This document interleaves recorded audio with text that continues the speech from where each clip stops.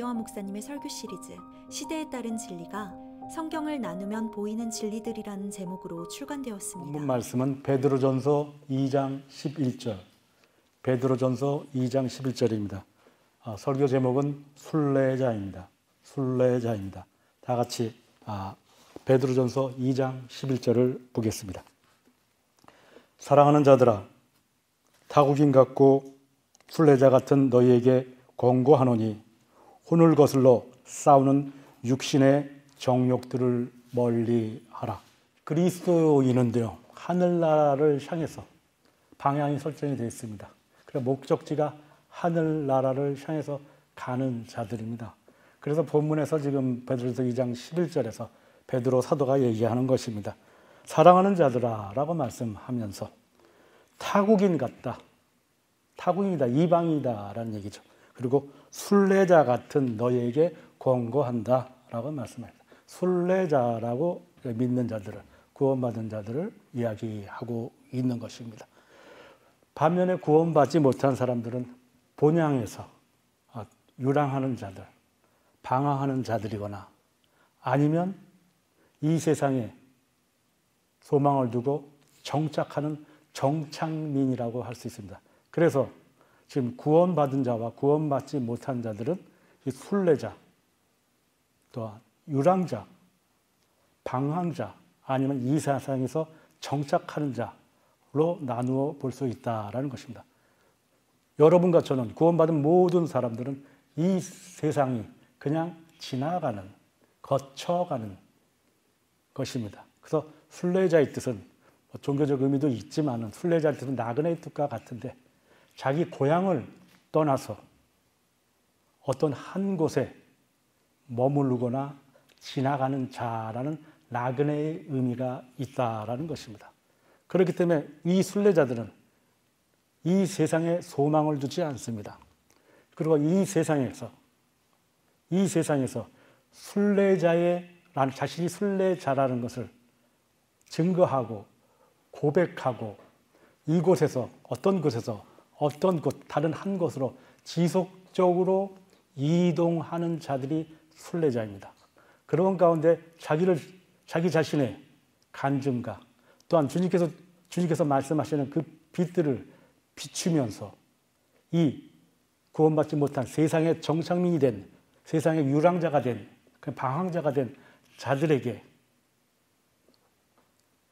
순례자의 길을 갈 수 있도록 하는 것이 바로 우리들 모두들인 순례자라는 것입니다. 정확한 것은 순례자의 뜻은 고향을 떠나서 어떤 한 곳에서 머무르며 이동하며 가는 자들이라는 것입니다. 근데 그 방향이 어디냐? 하늘나라입니다. 목적지가 정해져 있다라는 것입니다. 그렇기 때문에 우리 모두는 나는 이 땅에 그냥 소망을 두지 아니하고 그냥 지나치는 과정에 있는 순례자라고 생각하는 것이 가장 중요하고 잘 사는 그리스도의 삶이다라는 것입니다. 하나님께서 비유로 이렇게 순례자라고 말씀하시는 것은 깊은 뜻이 있습니다. 아브라함과 이삭과 야곱은 그 중동 지방에서 유목민으로서 이리저리 목자라서 옮겨 다녔습니다. 한 곳에 정착하면서 그곳에 머무르며 그곳에 소망을 두며 살아가지 않았다라는 것입니다. 구약의 말씀을 통해서도 알 수가 있습니다. 모세도 마찬가지로 그 이스라엘 민족을 세상의 상징인 이집트에서 같이 데리고 나와서 순례길을 갑니다. 그리고 광야에서 40년 동안 방황하며 순례길을 가는 모습을 봅니다. 이렇듯 주님께서 순례자라고 이렇게 이 베드로전서뿐만이 아니라 다른 곳에서도 이 순례자라고 비유로 그리스도인들, 하나님의 자녀를 비유를 든 것은 많은 의미가 있다라는 것입니다. 그렇기 때문에 하나님께서는 너희들은 순례자다라는 것입니다. 이 순례자로서 이 세상을 다니면서 정착민이 아닌 순례자로 이 세상을 다니면서 하나님의 말씀을 증거하고 나타내라라는 것입니다. 만약에 여러분들과 저와 모든 사람들이 순례자의 길을, 이 하나님의 말씀인 비유인 이 순례자의 길을 가지 못한다 하면은 하나님께서 뜻하신 바를 이룰 수 없다라는 것입니다. 자, 그래서 순례자는 첫 번째, 그래서 성경에서 말씀하시는 순례자와 또 순례자는 어떠한 삶을 사는 자인가라는 것을 성경을 통해서 하나하나 보면서 저희들이 순례자의 길을 배우는 오늘 시간이 되길 바랍니다. 첫 번째, 순례자는 본향이 먼 곳에 있습니다. 본향이 먼 곳에 있는 자라는 것입니다. 거듭 말씀드리지만은 본향이 따로 있다라는 것입니다. 이 세상이 본향이 아니다라는 것입니다. 창세기 47장 8절 보겠습니다. 야곱이 파라오, 이집트 왕 파라오 앞에서 간증하는 모습입니다. 창세기 47장입니다. 8절. 파라오가 야곱에게 묻기를 당신의 연세가 얼마나 되느냐 하니 야곱이 파라오에게 말하기를 내 순례길 세월이 130년이니이다. 내 생애의 세월이 짧고 험악하였으나 내 조상들의 순례의 날들 곧 그들의 생애의 세월에는 미치지 못하였나이다 하고 야곱이 파라오에게 축복해주고 파라오 앞에서 나오니라 말씀합니다. 이렇게 순례길이라고 이집트 왕 파라오에게 야곱은 간증합니다. 그리고 자신은 자기 조상들에 미치지 못하는 순례길을 살았다라고 이 세상을 얘기하겠습니다. 이 세상을 살아가는 자기 자신을 간증하고 있습니다. 나는 순례자입니다. 그러나 내 조상들보다 그 순례길을 더 미치지 못한 길을 가고 있습니다. 라고 얘기하면서 파라오에게 축복하고 기도해주고 그 파라오의 곁을 떠나는 모습을 봅니다. 곧 이 순례길, 본향은 먼 곳에 있다라는 것이다. 곧 어디입니까? 우리가 순례자들이 가야 될 것, 우리 믿는 자들이 가야 될 것, 하늘나라라 이겁니다. 그래서 순례길이라고 얘기합니다. 이 말씀에서도 순례길이라고 얘기합니다. 자, 그리고 이 순례길은 그래서 잠깐 보이다가 사라지는 이 안개와 같은 세상을 지나가는 자들이라는 말씀하십니다. 야고보서 4장 14절에 뭐라고 그랬을까? 너희가 내일 일어날 일들을 알지 못하노니 너희 생명이 무엇이냐? 잠깐 보이다가 사라지는 안개와 같다라고.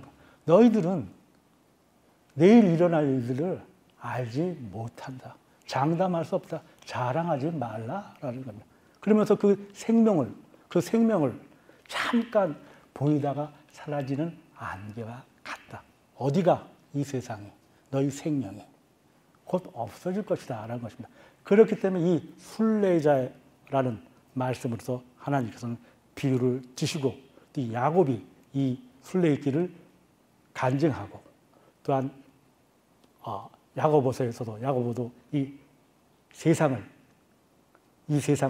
끊어질 세상, 없어질 세상, 그리고 이 생명은 잠깐 어느 한순간 내일이냐 5분 뒤나 10년 뒤나 20년 뒤에는 끝날 생명이다 라고 얘기하는 것입니다. 그렇기 때문에 이것을 여러분들은 순례길을 가야 되고, 그렇기 때문에 이 사실을 이 순례의 길에 참석하지 못한, 구원받지 못한 자들에게 너희는 이 세상은 없어질 세상이고 너희 생명은 언젠간 끝나는 세상이니까 순례의 길에 동참하라 라는 말씀을 전해야 된다라는 것입니다. 곧 첫 번째, 이 순례자는 본향이 어디 있습니까? 먼 곳에 있습니다. 그것이 어디입니까? 하늘나라입니다. 이 세상이 아니다라는 것이 이 순례자의 위치라는 것입니다. 자, 우리들은 그래서 많은 사람들이 우리가 구원받기 전에는 이 세상에서 더 좋은 것들, 더 좋은 집, 더 좋은 차, 더 좋은 그 무엇 내가 원하는 것을 위해서 어떻게 했습니까? 자기가 가진 물질, 노력, 시간, 마음을 다 쏟았습니다. 그러나 이후에 구원받은 후에 순례자가 된 이유는 어떻습니까? 지금은 이 세상에 내 생각과 마음과 노력과 물질과 그 모든 것을 바칠 수가, 투자할 수가 없다라는 것입니다. 이것이 순례자의 삶입니다.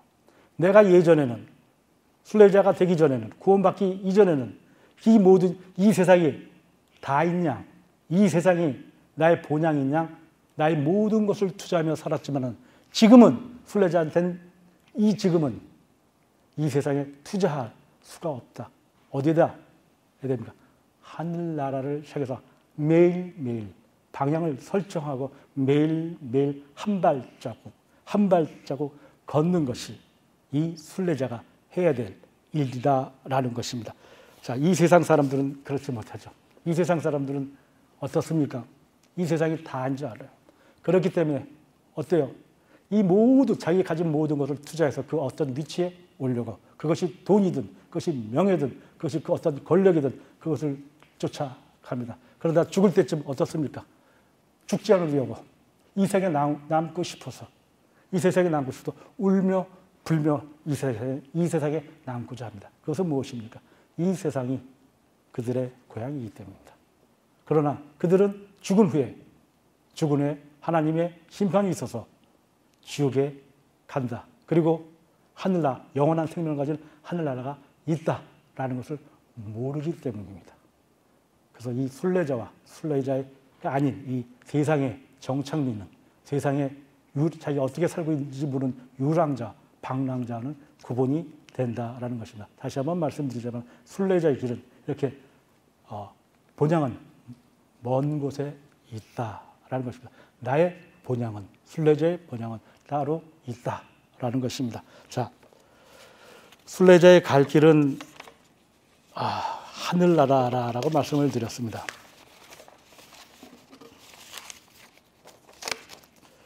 우리들은 이 하늘나라를 향해서 우리의 마음을 쏟고 우리의 모든 것을 쏟고 그리고 이 하늘나라를 향해서 가야 된다라는 말씀을 드립니다. 두 번째입니다.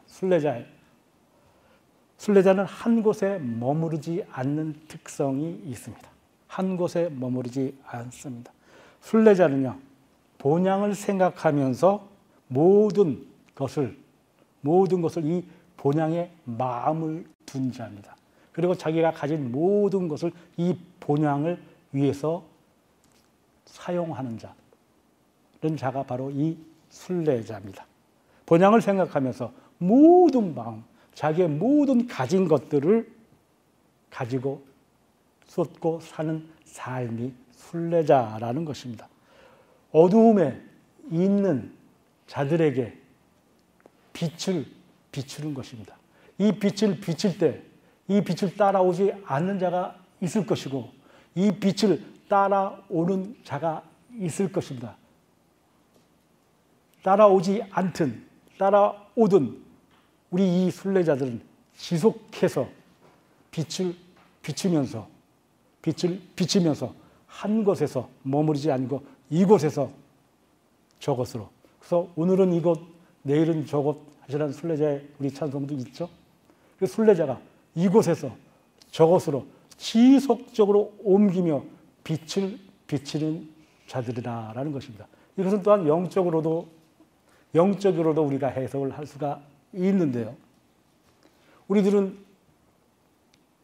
구원받지 못한 상태에서 죄인으로서 있다가 하나님의 말씀으로서 구원을 받은 다음에 어린 아이 베이비로 태어납니다. 그런데 이 베이비로 태어나서는 이 베이비로 머물러서는 안 된다는 것입니다. 어떻습니까? 어린아이로 자라나야 되죠. 어린아이로 자라나면 어떻습니까? 그 다음엔 청년으로 자라나야 된다. 옮겨져야 됩니다. 이곳에서 다른 한 곳으로 지속적으로 옮겨져야 되는 것입니다. 청년이면 그 청년에서 끝나겠습니까? 아닙니다. 순례길을 가는 자들은 어린아이, 베이비, 어린아이, 청년, 장년, 노년, 그리고 장로 되기까지 지속적으로 옮겨져야 되는 것이 순례자라는 것입니다. 하나님의 말씀을 비치면서 이것저것 옮겨져야 되는데 그렇게 하기 위해서는 베이비 상태로 남아있어서는 안 된다는 거죠. 베이비 상태에서 어린아이로 옮겨지고 어린아이에서 청년으로 옮겨지고 청년에서 장년으로 옮겨지고 장년에서 노년, 장로까지 옮겨지는 것이 순례자가 해야 될 일이라는 것입니다.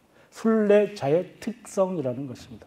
근데 여러분들, 저와 모든 사람들, 이 자기 자신을 생각할 때 이렇게 영적으로 베이비서부터 어느 정도까지 지금 여러분은 순례길을 도착하고 있습니까? 지나가고 있습니까? 그리고 여러분들은 어느 정도로 지금 어두움을 하나님의 말씀으로 비치면서 어느 정도의 이동을 하고 있습니까? 순례자의 길을 가고 있습니까? 그런 순례자의 특성이 한 곳에 머무르지 않는다라는 것이다. 여러분들이 한 곳에 머물렀다면 영적으로나 아니면 하나님의 말씀을 증거하는 것으로서 한 곳에 머물러 있다면 순례자의 길이 가고 있지 못하다라는 것입니다. 자, 세 번째입니다. 순례자의 길은 쉽고 편한 길이 아니다라는 것입니다. 여러분 다 아실 것입니다. 제가 서두에 말씀드릴 때 순례자의 길은 쉽고 편한 길이 아닙니다. 순례자는요, 모든 사람들은 안전하고 편안하기 원합니다. 그러나 이 말씀이 좀 우스갯소리지만 순례자는 불행하게도 편안하고 안전한 삶을 사는 자가 아니라는 것입니다. 만사형통할 수 없다는 것입니다. 그런데 많은 사람들이 하나님을 믿는다 하면 만사형통된다. 모든 것이 다 이루어진다라고 이야기합니다. 성경은 반대로 말씀하십니다.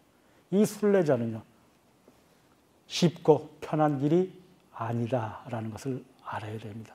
그래서 우리들이 눕고 싶고 앉아있고 싶지만은 이 순례자는 그 앉은 자리에서 일어서야 되고 누운 자리에서 일어서야 되고 그 순례의 길을 가야 됩니다. 그런 가운데 어려운 일들이 앞에 다니고 고통의 일들, 박해의 일들이 앞에 다니지만 그래도 그 길을 돌아갈 수 없다라는 것입니다. 그러할 때 그 길을 어렵고 힘들고 쉽지 않은 길을, 험난한 길을 갔을 때 주님께서는 그 순례자를 내버려 두시겠습니까? 험난한 가운데? 아닙니다. 주님께서는 내리막길도 주시겠죠. 올라갔다 하면 내리막길도 주시고 또한 목말랐다 하면 그 물도 또한 물러서 채워주시겠죠. 그렇기 때문에 이 순례자는 가는 길이 쉽고 편한 길이 아니다라는 것을 알아야 됩니다. 자기가 이 쉽고 편한 길을 묵묵히 지날 때 주님께서는 그 순례자에게 힘을 주시고 인도해 주신다는 것을 우리는 알아야 된다라는 것입니다. 이것은 하나님의 말씀입니다. 그리고 이 안식을 주시는데 이 안식이 어디 우리들의 믿는 자들의 안식처는 어디입니까? 바로 예수 그리스도 외에는 없습니다. 하나님의 말씀에 예수 그리스도가 안식처라고 합니다. 그래서 순례자의 길을 갈 때 쉽고 또 쉽지 않고 어려운 길을 가더라도 이 안식처인 예수 그리스도께 의지하고 바라보고 갈 때는 그 험한 길, 쉽지 않은 길을 뚫고 지나갈 수 있다라는 것입니다. 그러나 여러분들, 우리들이 알아야 될 것은 그 길, 쉽지 않은 길을 우회할 수는 없다라는 것입니다. 반드시 지나가야 되는 길이다라는 것을 알아야 됩니다. 네 번째, 순례자는요, 세상에서 타국인입니다. 이방인입니다. 세상의 타국입니다. 본문에서도 이야기하죠. 베드로가 타국인이요라고 얘기합니다. 그러나 이 타국인이라는 것은 이 세상에 정착하지 않는 자예요. 그러니까 떠날 자인데, 근데 착각하는 것은 순례자가 어떨 때는 타국인이 아니라 정착민처럼 생각합니다. 그러나 나는 이 세상의 타국인이다라고 생각해야 되는 것입니다. 히브리서 11장 보겠습니다.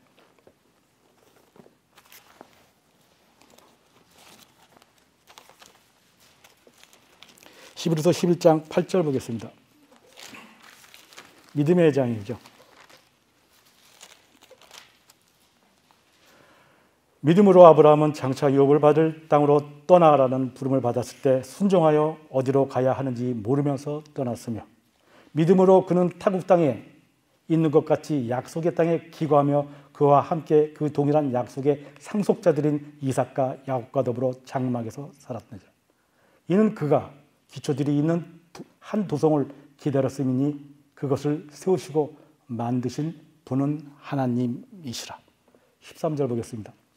이들은 모두 믿음 안에서 죽었으나 모두가 그 약속들을 받은 것은 아니로되 멀리서 그것들을 보았고 확신하여 소중히 간직하였으며 또 이 땅에서 타국인이요 순례자라고 고백하였느니라. 14절. 이는 이런 것들을 말하는 사람들은 자신들이 본향을 찾고 있음을 분명히 나타낸 것이라.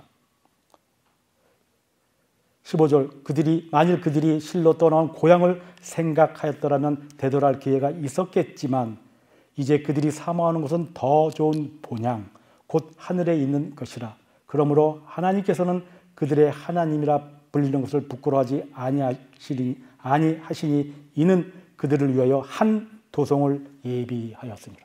순례자들을 위해서. 자, 다시 한번 8절로 들어가면 아브라함은 어떻게 했어요? 하나님께서 어디로 가라지를 자기가 가야 될 것을 모르면서 떠나라라고 했을 때 바로 떠납니다. 그리고 그것이 순례길이라고 얘기합니다. 그렇죠? 그리고 9절에 믿음으로 그는 타국 땅에 있는 것 같이, 타국이라는 타국 땅에 있는 것 같이 장차 유업을 받을 땅이라고 떠나라고 말씀하셨죠. 8절에서.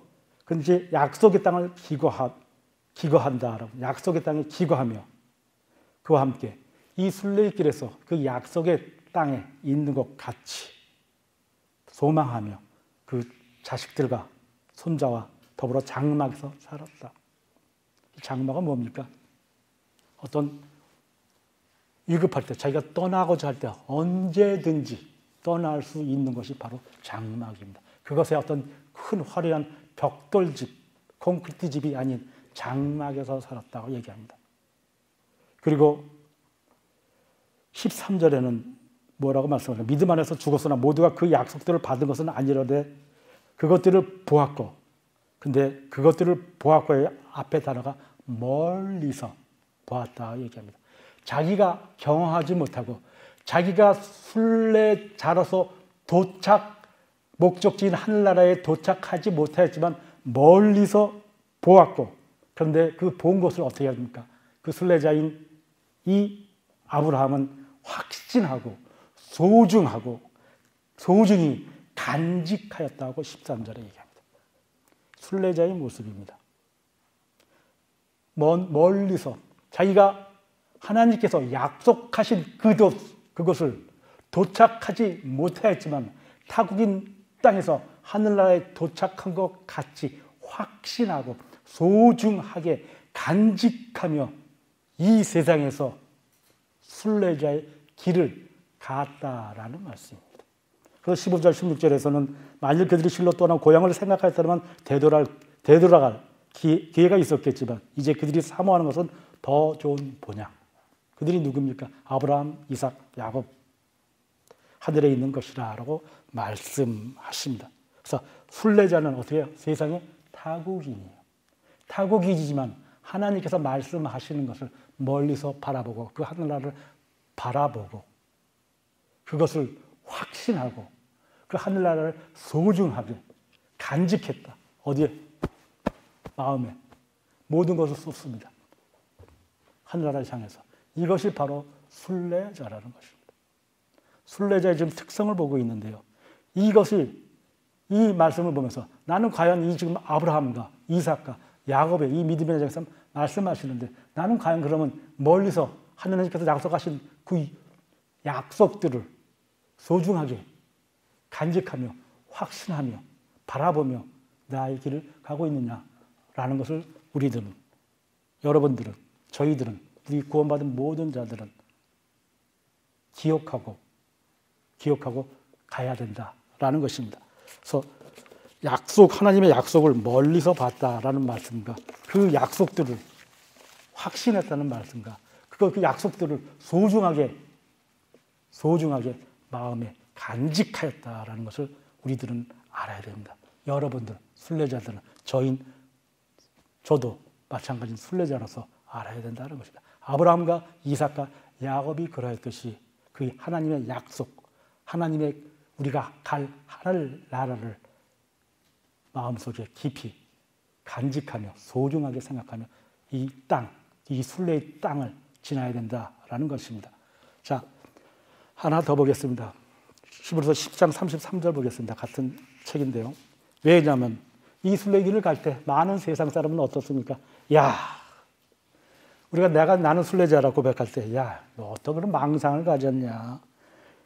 하늘나라 지옥에 대해서 말할 때, 야, 너 이렇게 세상을 이렇게 비현실적으로 사냐? 세상 그렇게 살면 안 돼. 라고 이야기합니다. 그럴 때 히브리서 10장 33절은 어떻게 말씀하십니까? 10장 33절. 너희가 가록 비방과 고난을 당하여 사람들에게 구경거리가 되었고 또 그런 처지에 있는 자들과 동료되었으니 우리가 순례자로 살아갈 때 비방과 고난을 당하고요. 구경거리가 됩니다. 너희가 갇혀있는 나에게 연민을 갖고 또 너희가 재산을 빼앗기는 것 또 기꺼이 당한 것은 하늘에 더 좋고 영구한 재산이 있음을 너희가 너희 안에 아니라. 그러므로 너희의 확신을 버리지 말라. 그리하면 큰 상이 있느니라. 확신을 버리지 말라. 너희가 고난을 당하고 구경거리가 되더라도 하늘에 더 좋은 것을 알고 가지 않냐. 그것을 확신을 가지고 그 확신을 버리지 말라라고 얘기했습니다. 36절에 보면 너희에게 인내가 필요하면 너희가 하나님의 뜻을 행한 후 그 약속을 받기 위함이라고 말씀합니다. 순례자입니다. 그럼 반면에 무엇입니까? 순례자에게 갖지 못하게 되면 여러분은 구원받았으니까 순례자로서 하늘나라에 가는 것은 당연하죠. 셋째 하늘나라가 당연하죠. 그렇지만 어떻습니까? 하나님께서는 상을 줄 수가 없다라는 것이죠. 그렇죠? 그래서 우리가 이 세상을 살아갈 때 이렇듯이 사람들이 조롱합니다. 그리고 사람들이 너희 망상을 가지냐? 비현실적으로 사느냐? 그렇지만 하늘나라 지옥은 실제적인 장소입니다. 그 때문에 우리는 확신을 갖습니다. 그렇게 조롱하는 자들이 실질적인 비현실적인 자고 그 자들이 잘못된 생각이라는 것이죠. 그렇기 때문에 순례길을 가는 자들은 이렇게 비방과 고난과 구경거리가 될 수 있습니다. 그것은 당연하다는 것입니다. 그 순례길을 중단해서는 안 된다는 것입니다. 그것에 그 비난과 조롱에 그 순례길을 멈춰서는 안 된다는 것입니다. 당연하다는 것입니다. 큰 상이 있다는 것입니다. 큰 상이 있고 영구한 재산이든가 그것은 하늘나라에 여러분들이 어떻게 합니까? 그 재물을 쌓는다는 것입니다. 그렇기 때문에 큰 상이 있다는 것입니다. 그 삶을 살아가는 순례자의 삶을 산다는 것은 그 조롱과 비난거리와 구경거리가 될지언정 그것에 굴하게 되면은 순례자의 길을 멈출 수밖에 없지만 굴하지 않고 그 길을 갔을 때 큰 상이 있다라고 얘기하는 것입니다. 이 세상에서 여러분들은 조롱거리가 될 수밖에 없습니다. 우리들은 순례자들은 구경거리가 될 수밖에 없습니다. 그리고 많은 조롱을 받을 수밖에 없습니다. 어떻습니까? 그래도 가야 된다라는 것입니다. 다섯 번째입니다. 순례자는 무거운 짐을 갖고 길을 가지 않습니다. 순례자는요, 무거운 짐을 갖고 그 순례길을 가지 않습니다. 이 말씀은 뭐냐면, 자, 히브리서 12장 1절 먼저 보죠. 히브리서 12장 1절. 그러므로 이처럼 많은 구름 같은 증인들이 또한 우리를 둘러싸고 있으니 우리 또한 모든 무거운 것과 쉽게 에워싸는 죄를 벗어버리고 인내로서 우리 앞에 놓인 경주를 하자라고 말씀합니다. 경주라고 말씀하십니다. 순례길은 경주와 같은데 이 경주에서 무거운 짐을 갖고 경주하게 되면 어떻습니까? 무거운 짐을 갖고 여러분이 걷는데 무거운 짐을 갖고 가면 그 순례길이 평탄합니까? 갈 수가 없습니다. 100마일 갈 거 10마일밖에 못 갑니다. 그렇기 때문에 순례자는 무거운 짐을 갖고 길을 떠나지 않는다라는 겁니다. 필요한 짐만을 갖습니다. 순례자는요. 필요한 짐만을. 만약에 필요치 않은 짐을 가졌을 때는, 가지려고 할 때는 그 짐을 담을 수 있는 그 무엇을 또한 만들어야 됩니다. 필요하지 않은 짐을 담을 수 있는 그 무엇을 만들어야 된다. 그 짐은 무거운 짐이라는 것입니다. 그 무거운 짐은 경주하는데 방해가 된다는 것입니다. 그 무거운 짐이 무엇입니까? 이 세상의 것들 탐하고 시기하고 다른 사람을 질투하고 미워하고 이러한 무거운 짐을 순례자는 지고 가지 않는다라는 것입니다. 이런 짐을 다 버리고 경주에 간다는 것입니다. 그래야만 그 약속의 장소에 늦지 않고 도착하고 더 나가서는 도착하지 못할 수 있습니다. 멈춰 설 수 있다라는 것입니다. 그렇기 때문에 순례자는 무거운 짐을 갖고 떠나지 않는다라는 것입니다. 사람들은 돈 좋아합니다. 물질 좋아합니다. 그러나 이 물질은, 돈은 우리의 필요한 것만 살 수 있고 우리가 필요한 것을 우리에게 생활하는데 순례자로서 필요한 것을 취할 수 있으면 그것으로 그 돈은 역할은 끝납니다. 그러나 필요한 순례자로서 필요한 그 돈 위에 더한 돈을 받으려면 돈을 가지려고 하면 어떻습니까? 시간을 들여야 되죠. 노력을 들여야 되죠. 그리고 더 많은 것들을 투자해야지만 돈을 벌습니다. 그런데 그 돈을 얻었을 때 그것은 무거운 짐입니다. 필요 없는 것입니다. 필요 없는 것입니다. 순례자로서는 필요 없다는 것입니다. 왜? 그 돈을 얻기 위해서는 순례자의 길을 갈 수 있는 모든 것을 내려놔야 된다는 것입니다. 경주를 할 수 없다는 것입니다. 그렇기 때문에 많은 집, 여러분들 이 세상을 살면서 먹을 것과 입을 것에서 만족하라는 그 말씀을 생각하지 못합니까? 우리가 순례의 길을 가려면 필요한 것을 채우면 그 더 이상의 것은 필요 없다는 것입니다. 그렇기 때문에 목사님께서는 균형 잡힌 그리스도인으로 살아라. 균형 잡힌 그리스도인으로 살아라. 라고 말씀하신 겁니다. 균형 잡히지 못하게 되면 순례의 길을 그리스도인이 갈 수가 없다. 무거운 짐을 갖고 경주로 뛰어야 된다. 여러분들 군대에서 어떻습니까? 철모, 그 무거운 것들을 지고 가게 되면 어떻습니까? 안 됩니다. 필요한 것. 전투에 나가는 자는 단독군장으로 나가라. 단독군장으로 나가야 되죠. 뭐 완전군장으로 나가야 되겠습니까? 필요한 것을 갖고 나가야 됩니다. 그게 순례자입니다. 자, 6번째입니다. 제가 좀 빨리 하겠습니다. 순례의 길은 멀고 힘듭니다. 멀고 힘든 길입니다. 순례자의 길은 멀고 힘듭니다.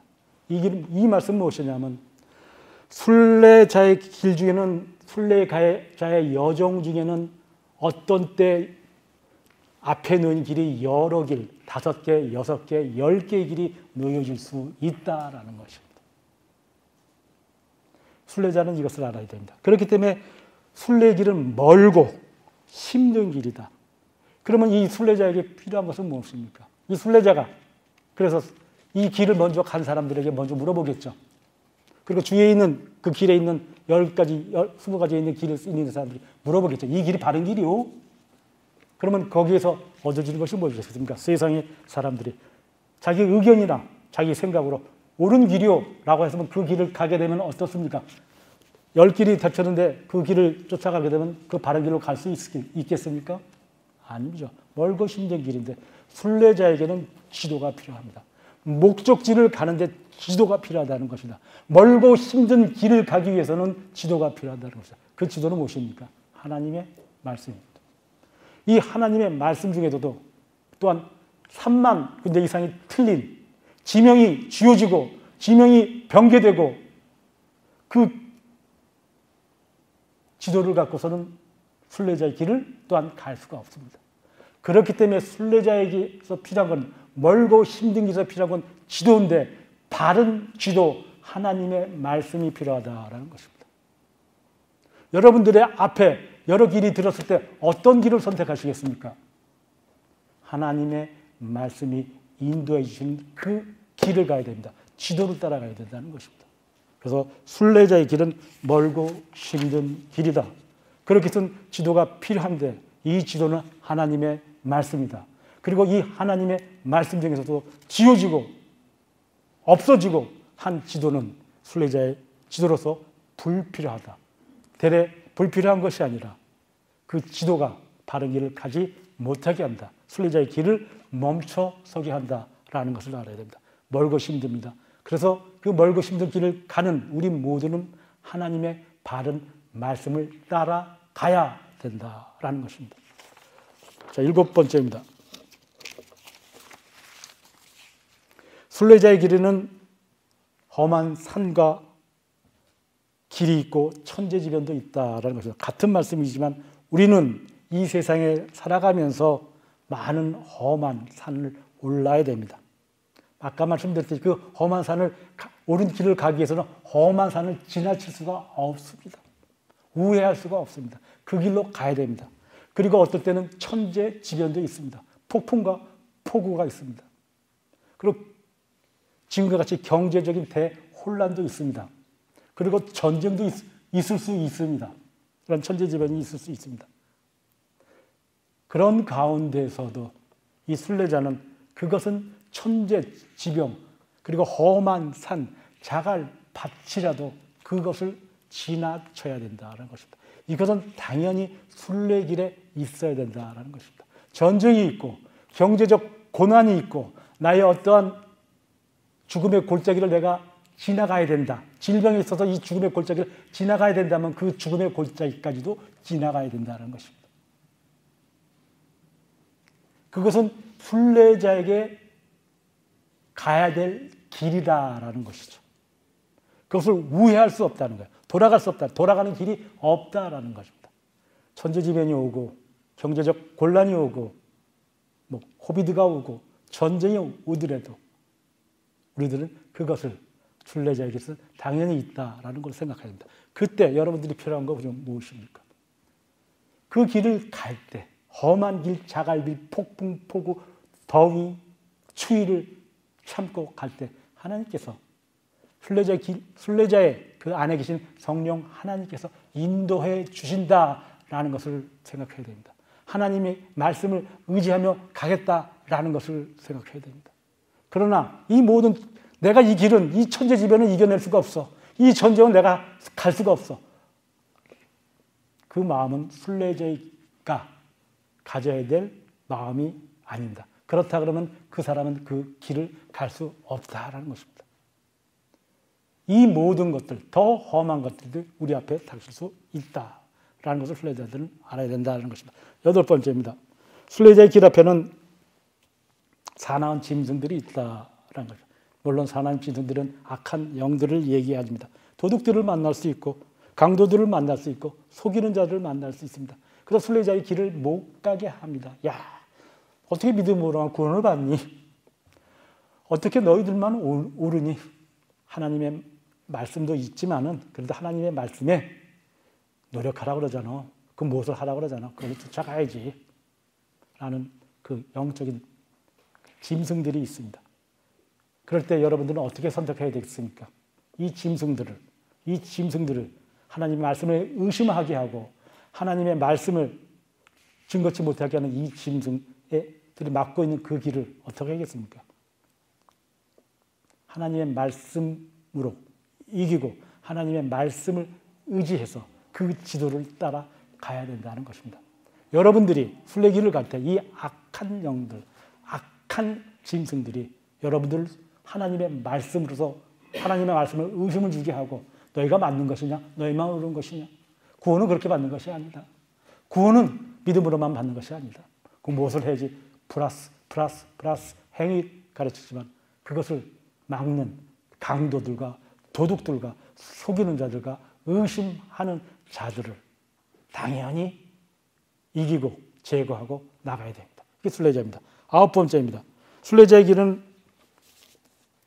순례자의 길에서는 여행자를 만날 수 있고 본향에 도착했을 때 기쁨이 있다랍니다. 순례자 길은 이렇게 지금 8가지 어려움이 있지만 순례자의 길에서는 여행자를 만날 수 있습니다. 여러분들 순례자들. 그리고 본향에 도착해서는 기쁨을 만끽할 수 있습니다. 무엇입니까?